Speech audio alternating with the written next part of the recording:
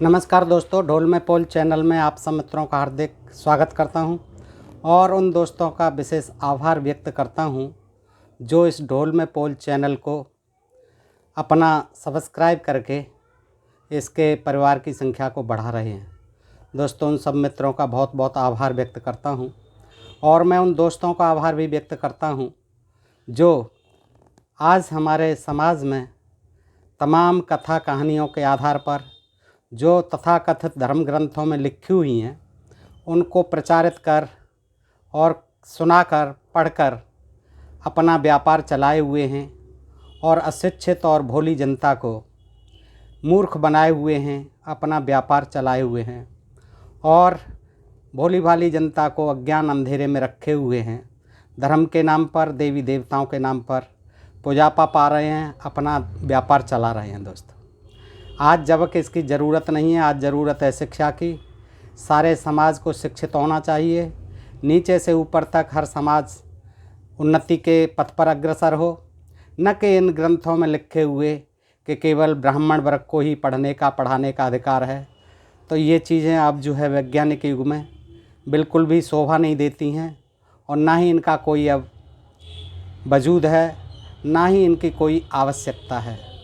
लेकिन दोस्तों, ढोल में पोल चैनल परिवार इन सब का खात्मा करने के लिए, इन अंधविश्वास और पाखंडों का खात्मा करने के लिए और इनके ग्रंथों में जो अंट संट कहानियाँ लिखी हुई हैं उनका पर्दाफाश करने के लिए कृत संकल्पित है दोस्तों।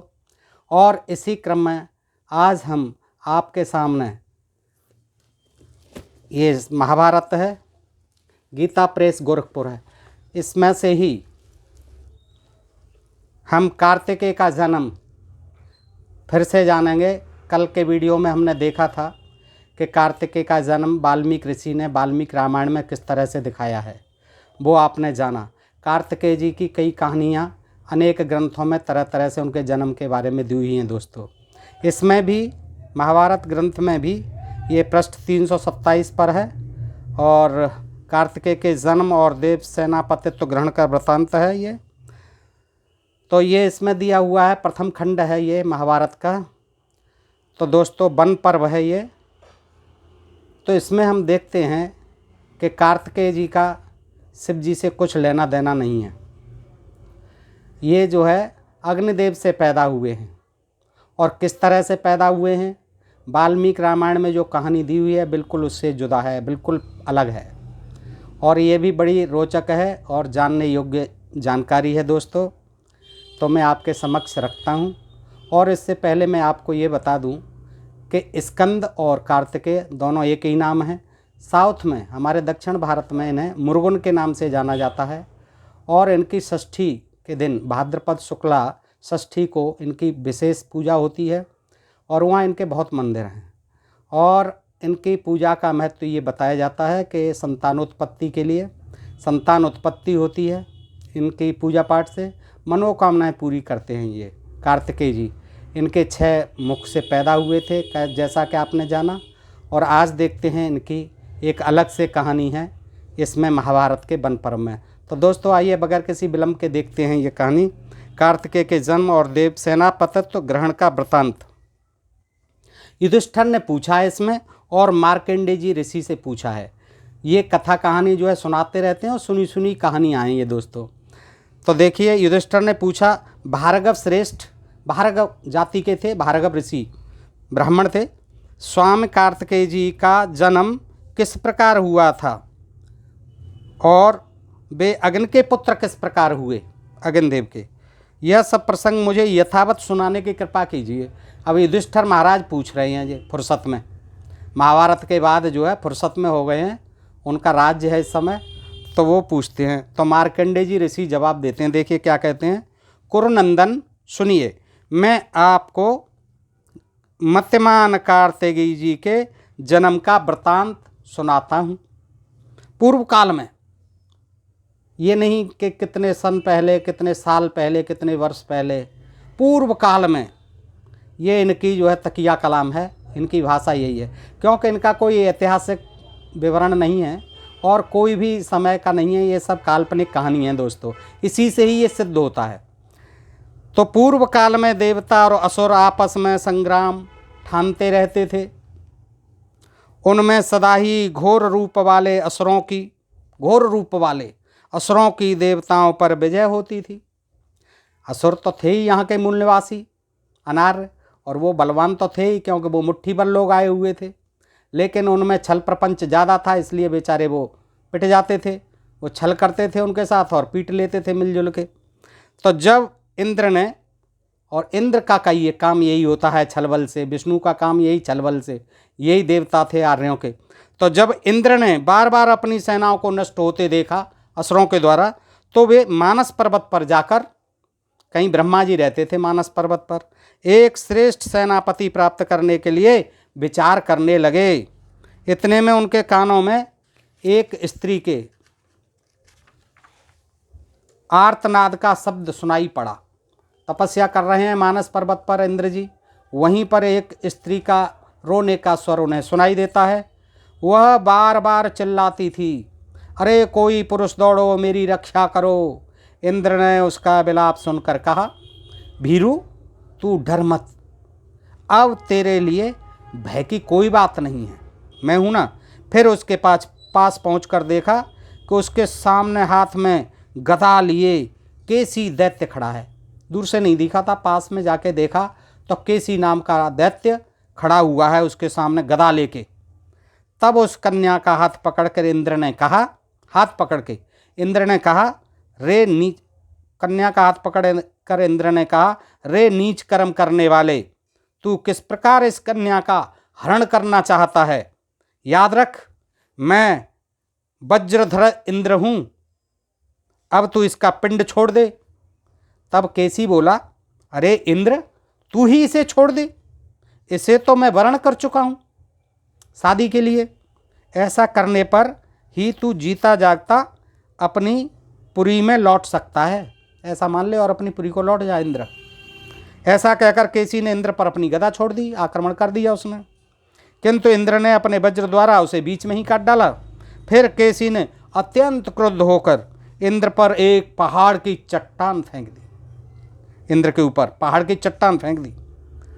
अपनी ओर आते देख इंद्र ने उसे भी टुकड़े टुकड़े करके पृथ्वी पर गिरा दिया। इंद्र के लिए कौन सी बड़ी बात थी, वो पहाड़ों को गिरा देते थे तोड़ के गदा से, पृथ्वी पर गिरा दिया। गिरते समय उससे केसी को ही चोट लगी। इस चोट से घबराकर वह उस कन्या को छोड़कर भागा, कन्या को छोड़ के भागा। केसी के भाग जाने पर इंद्र ने उस कन्या से पूछा, सुमुखी तुम कौन हो, किसकी पुत्री हो और यहाँ तुम्हारा क्या काम है, यहाँ क्या कर रही हो? कन्या ने कहा, इंद्र मैं प्रजापति की पुत्री हूँ, ब्रह्मा की प्रजापति की पुत्री हूँ। मेरा नाम देवसेना है, देवसेना, और दैत्य सेना मेरी बहन है, दैत्य सेना बहन है, मैं देवसेना हूँ। उसे यह केसी पहले ले जा चुका है, मेरी बहन को, दैत्य सेना को तो ले गया, अब ये मुझे लेने आया है। हम दोनों बहनें प्रजापति की आज्ञा लेकर साथ साथ खेलने के लिए इस मानस पर्वत पर आया करती हैं, और यह केसी दैत्य नित्य प्रति हमें अपने साथ चलने के लिए कहा करता था। किंतु दैत्य सेना का तो इस पर प्रेम था, मैं इसे नहीं चाहती थी, इसलिए उसे तो यह ले गया, मैं आपके बल पराक्रम से बच गई। उसे तो ले गया है दैत्य सेना को, लेकिन मैं उसे नहीं चाहती हूँ और मैं आज आपके कारण बच गई हूँ। अब तुम जिस दुर्जय वीर को निश्चित करोगे उसी को मैं अपना पति बनाना चाहती हूँ।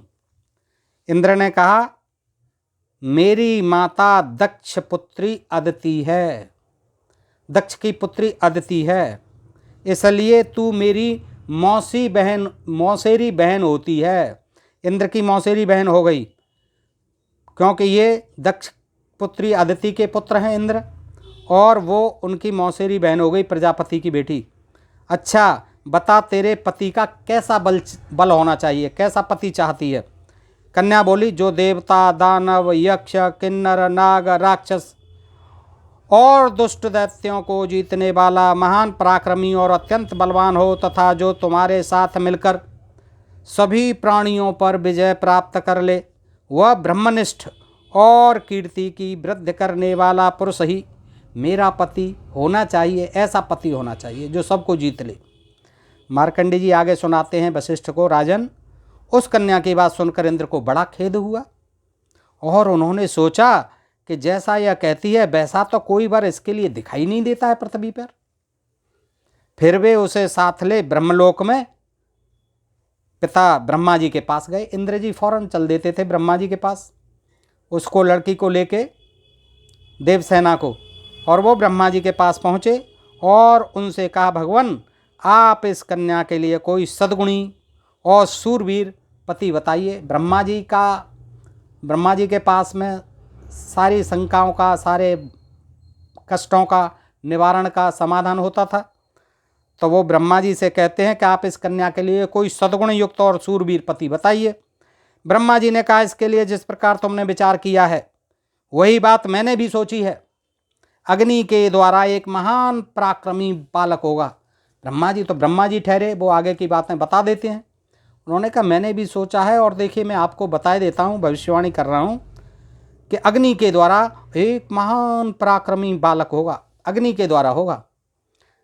वह उस कन्या का पति होगा, इस कन्या का पति होगा और तुम्हारे सेनाध्यक्ष का काम करेगा। ब्रह्मा जी की यह बात सुनकर इंद्र ने उन्हें प्रणाम किया और उस कन्या को साथ लेकर जहाँ वशिष्ठ आदि प्रधान ब्रह्मर्षि और देवर्षि थे वहाँ गए। उन दिनों वे महर्षिगण जो यज्ञ कर रहे थे, उस समय देवता लोग आ करके अपने भाग ग्रहण करते थे। वहाँ अग्नि देवता भी आए हुए थे। वशिष्ठ आदि मुनि जहाँ यज्ञ कर रहे थे वहाँ सारे देवता, और अग्नि तो पहले ही होते हैं, अग्नि का काम ही है यज्ञ में जलना। ऋषियों के आह्वान करने पर अग्निदेव भी वहाँ आए, जब यज्ञ शुरू हुआ तो आएंगे ही, और उनकी मंत्रोच्चारण पूर्वक दी हुई बलियों को ग्रहण करके भिन्न भिन्न देवताओं को देने लगे। उस समय ऋषि पत्नियों का रूप देखकर अग्निदेव की इंद्रियां चंचल हो गईं। इन देवताओं की इंद्रियां बहुत जल्दी विचलित हो जाती थीं, चंचल हो जाती थीं, कामातुर हो जाती थीं। ऋषियों की और देवताओं की सब एक जैसे थे। अब अग्निदेव भी कम नहीं है। देखिए, अग्निदेव जब वहाँ यज्ञ कर रहे हैं, वशिष्ठ आदि मुनि सप्तऋषि भी हैं वहाँ, और वो अपना अग्नि में आहुतियाँ डाल रहे हैं, तो अग्निदेव जो है उनकी पत्नियों को देख रहे हैं। अग्निदेव की इंद्रियां चंचल हो जाती हैं उन्हें देख करके, पत्नियों को, और वे बहुत विचार करने पर भी काम के वेग को न रोक सके। देखिएगा, बहुत रोका, बहुत विचार किया, लेकिन अग्निदेव के काम का वेग नहीं रुक सका। किंतु उस कामाग्नि को शांत करने का उन्हें कोई अवसर मिलना संभव नहीं था। वहाँ कैसे काम वासना को कैसे शांत करें अग्निदेव, क्योंकि ऋषि पत्नियाँ बड़ी पतिव्रता और शुद्ध हृदय वाली थीं। वो ऐसी वैसी औरतें तो थी नहीं, इंद्र की अप्सरा जैसी। वो तो बड़ी पतिव्रता थी ऋषियों की पत्नी, और वो भी सप्तऋषियों की। इसलिए अग्निदेव का हृदय बहुत संतप्त होने लगा, दुखी होने लगा, और वे निराश होकर शरीर त्यागने के विचार से वन में चले गए। तब अग्नि की पत्नी स्वाहा को मालूम हुआ, अग्निदेव चले गए वन में तपस्या करने। तब अग्नि की पत्नी स्वाहा थी, जो यज्ञ करते समय मंत्र पढ़ते हैं स्वाहा स्वाहा बोलते हैं, इसीलिए बोलते हैं दोस्तों कि अग्नि और अग्नि की पत्नी दोनों ही साथ होती हैं। तो स्वाहा नाम था अग्नि की पत्नी का। तो जब स्वाहा को मालूम हुआ कि वे ऋषि पत्नियों पर मोहित होने से, काम संतप्त होकर, काम वासना से परेशान होकर वन में चले गए हैं, तो उसने विचार किया, स्वाहा ने, कि मैं ही ऋषि पत्नियों का रूप धारण करके उन्हें अपने में आसक्त करूंगी। इससे उनका तो मेरे ऊपर प्रेम बढ़ जाएगा और मेरी काम वासना की तृप्ति भी हो जाएगी। यह सोचकर स्वाहा ने पहले महर्षि अंगिरा की पत्नी का रूप धारण किया, और उसका नाम था शिवा। शिवा का रूप धारण किया अंगिरा की पत्नी का, और अग्निदेव के पास जाकर कहने लगी। देखिए कैसी बहकी बहकी बात है। अब अग्निदेव पहचान नहीं पाएंगे, अंगिरा की पत्नी बन के जा रही हैं, उनकी पत्नी स्वाहा। क्या कहने लगी? अग्निदेव, मैं कामाग्नि से जली जा रही हूँ। इधर वो भी जले जा रहे हैं कामाग्नि से, इधर ये भी जली जा रही हैं। तो देखिए ये काम शास्त्र जैसी कहानियाँ हैं ये, इसको आप देखें, बड़ी रोचक है। अग्निदेव, मैं कामाग्नि से जली जा रही हूँ, इसलिए तुम मेरी इच्छा पूर्ण करो। यदि तुम ऐसा नहीं करोगे तो मेरे प्राण नहीं बच सकते, मर जाऊंगी। आप मेरी काम वासना को शांत करिए। इधर वो भी कामातुर हो रहे हैं, छोड़ के चले गए यज्ञ, बैठ गए एकांत में। मैं महर्षि अंगिरा की भार्या शिवा हूँ। देखो झूठ बोलती हैं, अग्निदेव की पत्नी भी झूठ बोलती हैं, छल कपट कर रही हैं अपने पति के साथ। और कैसे कह रही हैं कि मैं अंगिरा की पत्नी हूँ जिन पर आपका मन आ गया है, अंगिरा की पत्नी शिवा हूँ। तब अग्नि ने बहुत प्रसन्न होकर कहा, बहुत प्रसन्न होकर उसके साथ समागम किया। आ गए बातों में अग्निदेव, मान लिया कि ये अंगिरा पत्नी आ गई शिवा, तो उनके साथ समागम किया। स्वाहा ने उनके वीर्य को अपने हाथ पर ले लिया। देखिएगा, हाथ पर ले लिया उस वीर्य को और उसे एक सोने के कुंड में रख दिया। देखिए कितनी वैज्ञानिक कहानी है ये, कि उसे एक सोने के कुंड में रख दिया। सोने का कुंड तैयार रहता था, सोना सस्ता था इसलिए उस समय दोस्तों सोने के कुंड में रख दिया। वैसे उस समय सोने की खोज नहीं हुई थी जिस युग की ये कहानी बताते हैं। तो वीर्य जो है, देखिए समागम के पश्चात वीर्य स्खलित हुआ और उसे अपने हाथ पर ले लिया और उसे एक सोने के कुंड में रख दिया। किसने? स्वाहा ने, नकली बनी हुई अंगिरा पत्नी शिवा ने। इसी प्रकार स्वाहा ने सप्तर्षियों में से प्रत्येक की पत्नी का रूप धारण करके अग्नि की काम शांति की। सबका रूप रख के आ गई वो बारी बारी से, कि अब मैं इसकी पत्नी आ गई, अब मैं इसकी पत्नी आ गई। किंतु अरुंधति के रूप, अत्रि की पत्नी थी अरुंधति, अरुंधति के रूप और पातिव्रत के प्रभाव से वह उसका रूप धारण नहीं कर सकी, क्योंकि वो विशेष पतिव्रता थी। और वो तो ऐसी होंगी तो आ गई उसके रूप रख के, मान लिया कि जी आ गई। लेकिन उसका पत्नी, अत्रि की पत्नी जो थी अरुंधति, वो सत्यव्रती थी, पतिव्रता थी, उसका रूप धारण करके नहीं आ सकी वो। इस प्रकार काम तप्ता, काम में जली हुई स्वाहा ने प्रतिपदा के दिन, प्रतिपदा पड़वा के दिन 6 बार अग्नि के वीर्य को, 6 बार अग्नि के वीर्य को उसी सुवर्ण के कुंड में रखा। 6 बार, 6 बार समागम किया, 6 बार जो है वीर्य स्खलित हुआ, हथेली पे लिया और फिर उस कुंड में रखती रही 6 बार। उससे एक ऋषि पूजित बालक उत्पन्न हुआ। अब लो, उस सोने के कुंड में से फिर एक ऋषि बालक, ऋषि जनित, ऋषियों से पैदा, ऋषि के उससे पैदा बालक उत्पन्न होता है स्खलित वीर्य से, क्योंकि वो वीर्य स्खलित ही था, कुंड में रखा गया था। उत्पन्न होने के कारण उसका नाम स्कंद हुआ। स्कंदित वीर्य से पैदा हुआ, स्कंद हुआ। उसके 6 सिर, 12 कान। अब देखिए आप इसका रीज़न, कि 6 बार जो रखा गया था तो अब उसकी उत्पत्ति भी वैसी हो गई। 6 दिन में रखा था 6 बार, तो 6 सिर हो गए उसके, 12 कान, 12 नेत्र, 12 भुजाएं तथा एक ग्रीवा, एक गर्दन एक ही थी और एक पेट था। अब 6 सिर थे। अब 6 सिर का बैलेंस कैसे बनता होगा, क्योंकि ग्रीवा कहाँ होगी, ग्रीवा एक बीच वाले में होगी तो इधर कमती बढ़ती होंगे, तो बैलेंस कैसे बनता होगा, सोचने की बात है। और ये कितनी मधुर कहानी है, देखिए विचित्र कहानी है। स्कंद जी के जन्म की कल भी सुनी थी और आज भी सुन रहे हैं। वह द्वितीया को अभिव्यक्त हुआ, कुछ कुछ उसमें विकास हुआ, तृतीया को शिशु हो गया और चतुर्थी को अंग प्रत्यंग से संपन्न हो गया, सारे अंग बन गए 4 दिन में। जिस प्रकार उदित होता हुआ सूर्य अरुण वर्ण बादल में सुशोभित हो, उसी प्रकार विद्युत युक्त अरुण मेघ से घिरा हुआ वह बालक जान पड़ता था, सूर्य के समान तेजस्वी। फिर त्रिपुर विनाशक महादेव जी ने दैत्यों का संहार करने वाला जो विशाल और रोमांचकारी धनुष रख छोड़ा था, उसे स्कंद जी ने उठा लिया। धनुष रखा हुआ होगा कहीं महादेव जी का, दैत्यों का संहार करने वाला, उसे स्कंद ने उठा लिया और अपने भीषण सिंहनाद से तीनों लोकों के चराचर जीवों को संज्ञा शून्य सा कर दिया। धनुष को उठा लिया उन्होंने। उनकी उस महामेघ के समान भयंकर गर्जना को सुनकर बहुत से प्राणी पृथ्वी पर गिर गए। धनुष से इतनी टंकार कर दी उन्होंने तो 4 दिन में ही। उस समय जिन जिन प्राणियों ने उनकी शरण ली, उनकी शरण में आ गए कि जी कौन है, क्या है भैया, ये क्या हो रहा है, तो जो उनकी शरण में आ गए स्कंद जी की में, उन्हें उनका पार्षद कहा जाता है, पार्षद बन गए वो।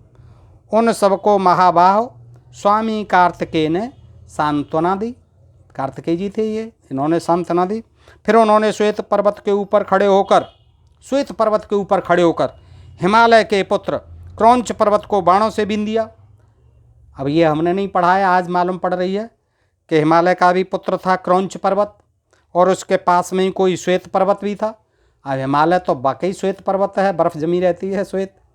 तो वो कहते हैं कि उन्होंने श्वेत पर्वत के ऊपर खड़े होकर हिमालय के पुत्र क्रौंच पर्वत को बाणों से बीन दिया। पर्वत पर गुस्सा आया उन्हें, पर्वत पर चला दिए बाण। उसी छिद्र में से होकर हंस और गिद्ध पक्षी आज भी मेरु पर्वत पर जाते हैं। अब वहाँ कहीं मेरु पर्वत भी होगा, और आज भी है, कह रहे हैं कि आज भी उसमें इतने छिद्र हो गए कि उन्हीं छिद्रों में होकर के हंस और गिद्ध आज भी मेरु पर्वत पर जाते हैं, उन्हीं छिद्रों में होकर वो आज भी हो रहे हैं वहाँ पर्वत में, हिमालय में। कार्तिकेय जी के बाणों से विद्ध होकर क्रौंच पर्वत अत्यंत आर्तनाद करता हुआ गिर पड़ा।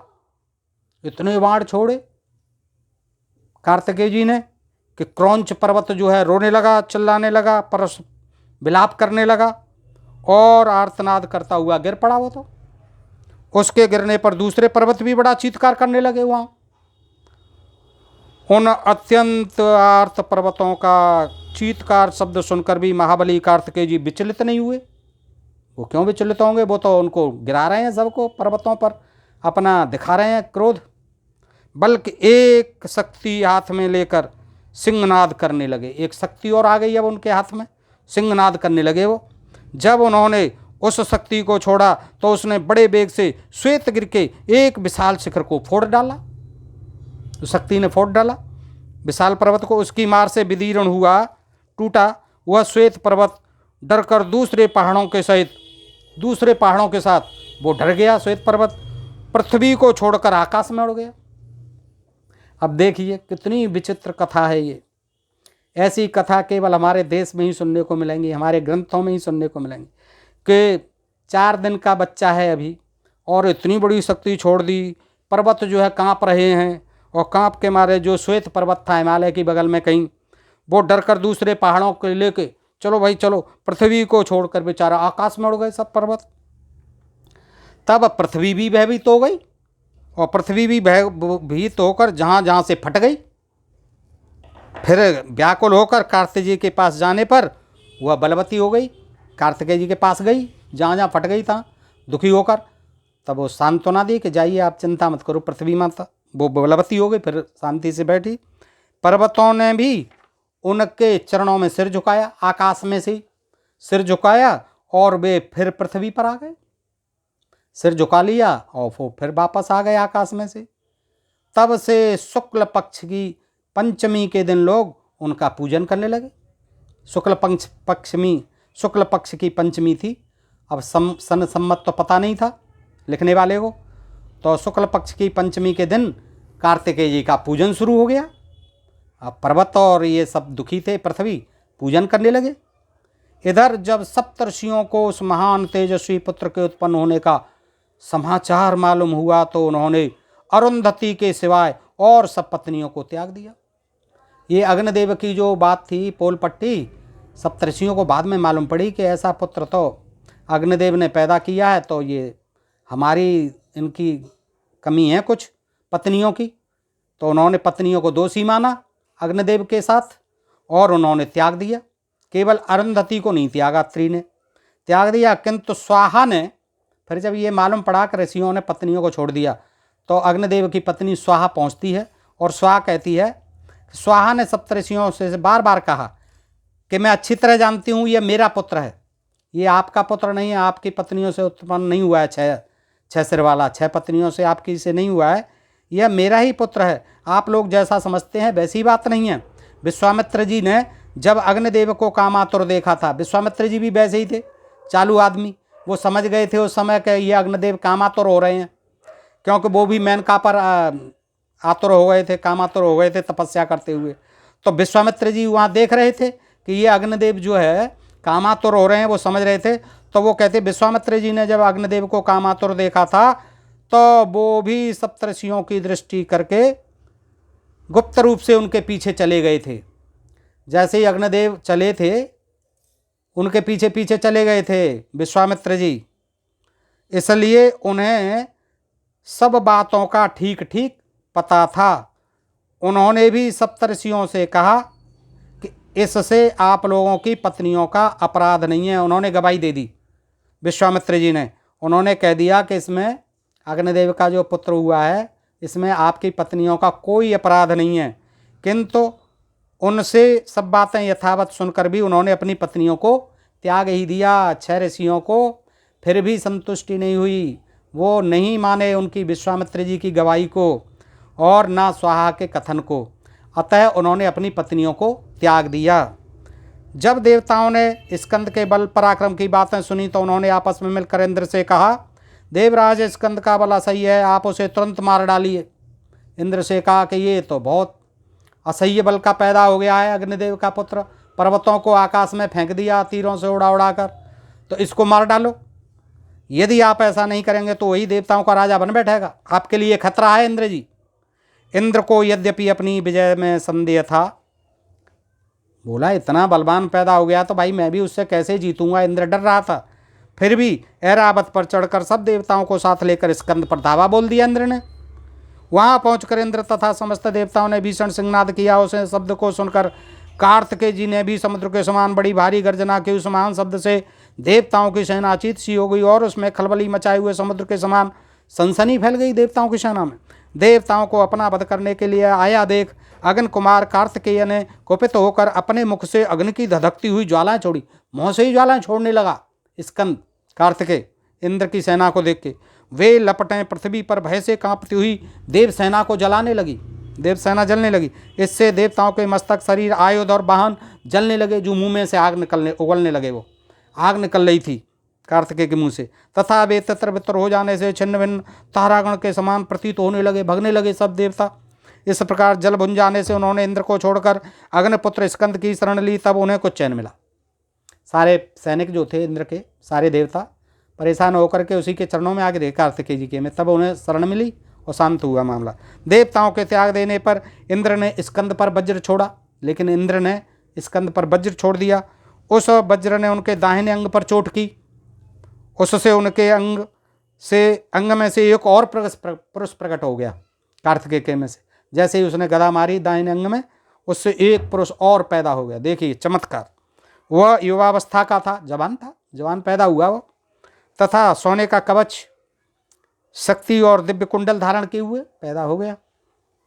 स्कंद के अंग में वज्र का प्रवेश होने से उत्पन्न होने के कारण वह विशाख नाम से प्रसिद्ध हुआ, शाखा हो गई उसकी, विशाख जी पैदा हो गए। इस प्रकार प्रलयाग्नि के समान तेजस्वी एक दूसरे पुरुष को उत्पन्न हुआ देख इंद्र को बड़ा हुआ। अब इंद्र डर गया, अरे ये तो अभी तक एक था, अब तो ये 2 हो गए। और उन्होंने हाथ जोड़कर स्कंद की ही शरण ले ली। वो भी हार मान गए, सरेंडर कर दिया। इस साधु स्कंद ने सेना के सहित इंद्र को अभय दान दिया। चिरंजीव रहो, आयुष्मान भव, इंद्र खुश रहो, अब आपने समर्पण कर दिया हमारे आगे, अब चिंता की बात नहीं है, मस्त रहो। तब देवता लोग अत्यंत प्रसन्न होकर बाजे बजाने लगे, खुश होने लगे, बच गए हमारे इंद्रदेव। उस समय ऋषियों ने उनसे कहा, देव श्रेष्ठ तुम्हारा कल्याण हो। ऋषि कहने लगे, देव श्रेष्ठ तुम्हारा कल्याण हो, तुम संपूर्ण लोगों का मंगल करो। अभी तुम्हें उत्पन्न हुए 6 रात्रियां ही बीती हैं, 6 रात्रि ही बीती हैं। ऋषि कहने लगे कि महाराज आपको तो अभी पैदा हुए 6 रात्रियां ही बीती हैं, फिर भी तुमने सारे लोगों को अपने काबू में कर लिया है 6 दिन में ही। और फिर तुम्ही ने इन्हें अभय भी दिया है इंद्र तक। अतः अब तुम ही इंद्र बनकर तीनों लोगों को निर्भय कर दो। स्वामी कार्तिकेय ने पूछा, मुनिगण यह इंद्र त्रिलोकी का क्या काम करता है? इंद्र का काम क्या है ये बताइए, और किस प्रकार यह देवताओं की रक्षा करता है? ऋषियों ने कहा, इंद्र समस्त प्राणियों को बल, तेज, प्रजा और सुख प्रदान करता है तथा प्रसन्न होने पर वह सब प्रकार की इच्छाएं पूरी कर देता है। इंद्र वह दुराचारियों का संहार करता है, खुद बेशक दुराचारी होता है, दुराचारियों का स्वामी होता है। सदाचारियों की रक्षा करता है तथा प्राणियों के प्रत्येक कार्य में उनका अनुशासन करता है। जब सूर्य नहीं रहता, देखिए जब सूर्य आराम पर चला जाता है, कहीं अदृश्य हो जाता है, गायब हो जाता है, थक जाता है तो चला जाता है। देखिए जब सूर्य नहीं रहता, इंद्र का काम बता रहे हैं ऋषि कार्तिकेय को, जब सूर्य नहीं रहता तो वही सूर्य हो जाता है। इंद्र सूर्य बन करके प्रकाशित होता है, पूरे संसार को जगमगा देता है।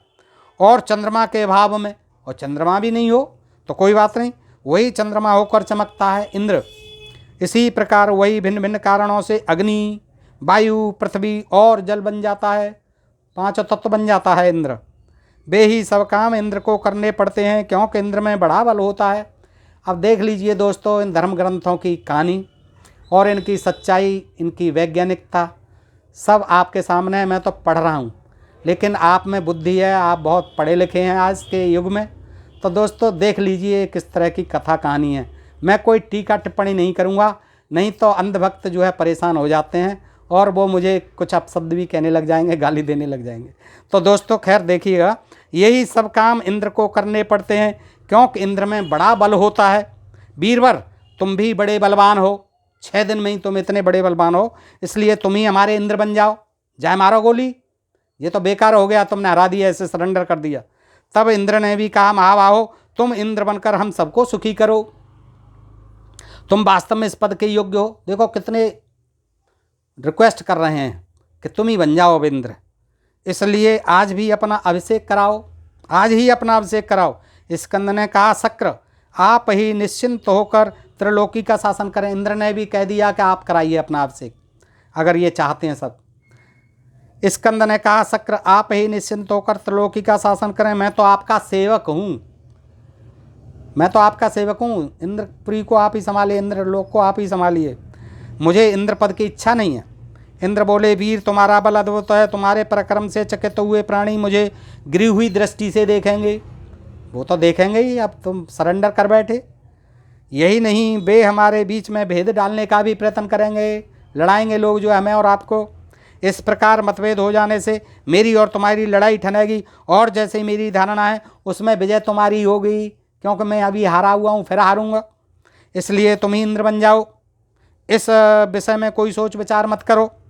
स्कंद ने कहा, शक्र इस त्रिलोकी के और मेरे भी आप ही राजा हैं, कहिए मैं आपकी किस आज्ञा का पालन करूं। इंद्र बोले, अच्छा तुम्हारे कहने से इंद्र तो मैं बना रहूँगा आपकी कृपा से, किंतु यदि सचमुच तुम मेरी आज्ञा मानना चाहते हो तो सुनो, तुम देव सेनापति के पद पर अपना अभिषेक करा लो। चलो, इंद्र का पद नहीं लेना चाहते हो तो आप देवसेना का, मेरी सेना के सेनापति बन जाओ। स्कंद ने कहा, ठीक है। दानवों के विनाश, देवताओं की अर्थ सिद्धि, देखिए क्या काम के लिए सेनापति बनाया जा रहा है। दानवों के विनाश के लिए, दानवों को तो विनाश करना ही होना था दानवों का। देवताओं की अर्थ सिद्धि, गाय और ब्राह्मणों के हित के लिए आप सेनापति के पद पर मेरा अभिषेक प्रसन्नता से कर दीजिए। ब्राह्मणों की सुरक्षा के लिए, गाय की सुरक्षा के लिए, और देवताओं की सुरक्षा के लिए, और दानवों के विनाश के लिए आप सेनापति का पद ग्रहण कर लीजिए। स्कंद के इस प्रकार कहने पर इंद्र ने अत्यंत देवताओं के सहित उन्हें देवताओं का सेनापति बना दिया। उस समय महर्षियों से पूजित होकर वे बड़े सुशोभित हुए, उनके मस्तक पर सुवर्ण का छत्र लगाया गया। इतने में ही वहाँ पार्वती जी के सहित भगवान शंकर पधारे। देखिए वो भी कहाँ रह जाएंगे, सारे देवता आ चुके हैं और सेनापति का आज अभिषेक हो रहा है। उन्होंने स्वयं ही विश्वकर्मा की बनाई हुई एक माला उनके गले में पहना दी। विश्वकर्मा की माला लाए थे उनका स्वागत करने के लिए। किसका? स्कंद जी का। कौन? भगवान शंकर। कल जो उनका पुत्र बताया गया है ये अग्निदेव के पुत्र हैं। आज उनका सेनापति पर अभिषेक हो रहा है, सेनापति पद पर। अग्निदेव ने एक मुर्ग दिया, अग्निदेव ने भी भेंट की, मुर्ग दिया। उसकी कालाग्नि के समान लाल रंग की ध्वजा सर्वदा उनके रथ पर फहराया करती है, जो समस्त प्राणियों की चेष्टा, प्रभा, शांति और बलय तथा देवताओं की विजय को बढ़ाने वाली है। वह शक्ति स्वयं ही उनके आगे आकर उपस्थित हो गई। फिर उनके शरीर में जन्म के साथ उत्पन्न हुए कवच ने प्रवेश किया। वह युद्ध करने के समय स्वयं ही प्रकट हो जाता है कवच। शक्ति, धर्म, बल, तेज, कांति, सत्य, उन्नति, ब्रह्मण्यता, समोह, भक्तों की रक्षा, शत्रुओं का संहार और लोगों की रक्षा करना, ये सब गुण स्कंद में जन्मते ही हैं। इस प्रकार सभी देवगणों ने उन्हें अपना सेनापति बना लिया। इसके पश्चात कार्तिकेय जी के आगे सहस्त्रों देव सेनाएं, हजारों देव सेनाएं उपस्थित हो गईं और कहने लगीं, क्या कहने लगीं देव सेनाएं? आप हमारे पति हैं। तब उन्होंने उन सभी को स्वीकार किया। हजारों देव सेनाएं आ गईं कि आप तो हमारे पति हैं। अब जब सेनापति हो गए तो पति तो बनेंगे ही बनेंगे। देव सेनाएं आ गईं मालाएं ले करके कि स्कंद जी आप हमारे पति बनो, और उनसे सम्मानित हो उन सभी को सांत्वना दी। ठीक है। फिर इंद्र को केसी के हाथ से छुटाई हुई देवसेना का स्मरण हो आया। इंद्र को वो पुरानी कहानी याद आई और वे सोचने लगे, इसमें संदेह ही नहीं कि ब्रह्मा जी ने देवसेना का पति नियत किया है। अतः वे वस्त्रालंकारों से सुसज्जित होकर उस स्कंद के पास लाए देवसेना को और उससे कहा, देवश्रेष्ठ, ब्रह्मा जी ने आपके जन्म से पहले ही इसे आपकी पत्नी निश्चित कर दिया है, इसलिए आप विधिवत मंत्रोच्चार पूर्वक इसका पाणिक ग्रहण कीजिए। तब स्कंद ने विधिपूर्वक उसी देवसेना का जो रोती हुई मिली थी, केसी से छुड़ाई थी इंद्र ने, उसका पाणिक ग्रहण किया। उस समय मंत्रवेत्ता बृहस्पति जी ने, देवता थे बृहस्पति जी, देवताओं के गुरु थे, मंत्रोच्चारण और हवनाद किया। इस प्रकार देवसेना कार्तिकेय जी की पटरानी होकर प्रसिद्ध हो गई। देवसेना वही पटरानी हो गई कार्तिकेय जी की। उसी को ब्राह्मण लोग षष्ठी, लक्ष्मी, आशा, सुखप्रदा, सिनीवाली, कुहू, सद्वृत्ति और अपराजिता भी कहते हैं देवसेना को। देखिए इतने नामों से, और इनका षष्ठी को पूजन करवाते हैं, ये व्रत रखते हैं और साउथ में मृगन के नाम से जानते हैं। बड़ी महिमा है कार्तिकेय जी की, इनकी बहुत पूजा होती है और ये माना जाता है कि सारी मनोकामनाओं की पूरी कर देते हैं ये। और विशेष तरह से जिनके संतान नहीं होती है उनको इनकी पूजा से संतान उत्पत्ति भी हो जाती है, ऐसा ये ग्रंथ भी बताते हैं, ये ब्राह्मण लोग भी बताते हैं। दोस्तों आज के लिए इतना ही। आपसे निवेदन करूंगा कि ढोल में पोल चैनल को सब्सक्राइब कर अपनी फैमिली को बढ़ाते रहिए और ऐसे ही ढोल में पोल कहानियाँ सुनते रहिए। नमस्कार।